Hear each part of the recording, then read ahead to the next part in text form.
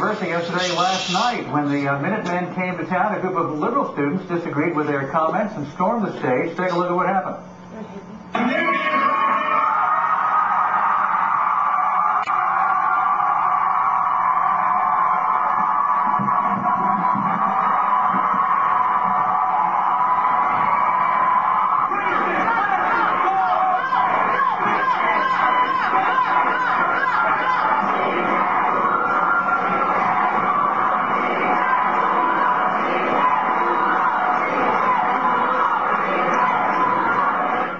Joining us now, the author of the book, The Battle to Secure America's Borders, and Minutemen co-founder Jim Gilchrist, and the president of Columbia College Republicans, Chris Kulawik. Good to have you both with us. Thanks, Mark. So, Jim, you didn't want any company on stage? What happened? I did not, Alan, I did not expect a hockey game to break out. I was just there to disseminate information to the public. Yeah. All right, now, It was a memorable experience. One report I read, and maybe you can straighten us out on this, said that it's only when the Republicans came on stage, after the liberals came on stage, who were opposing you, only then did violence break out. Is that an accurate representation?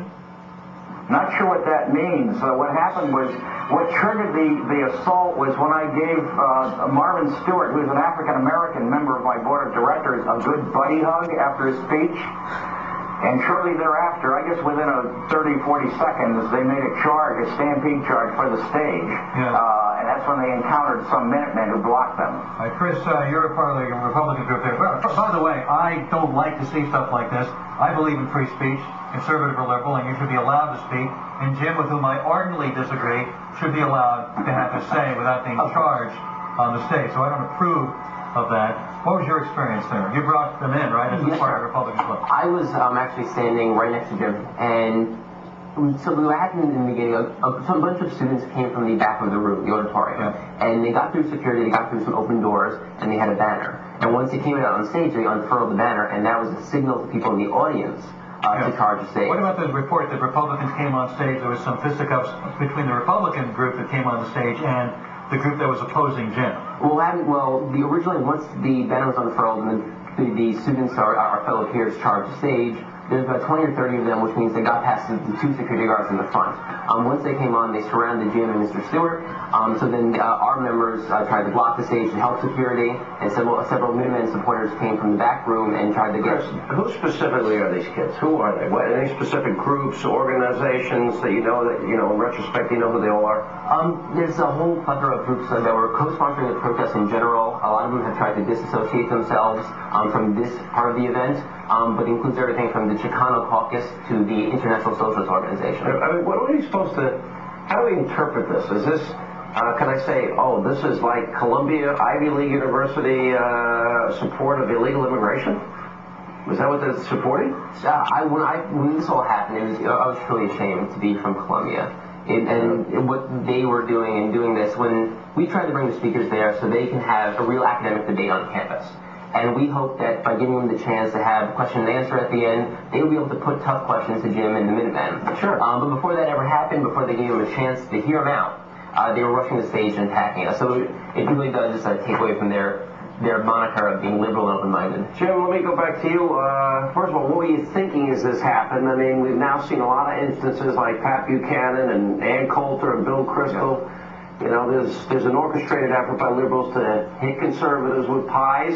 Alan's trying a couple of times to hit me with a pie. A couple of times succeeded. But that's got to be a little disconcerting to you because you don't know what's about to unfold. I try to laugh it off.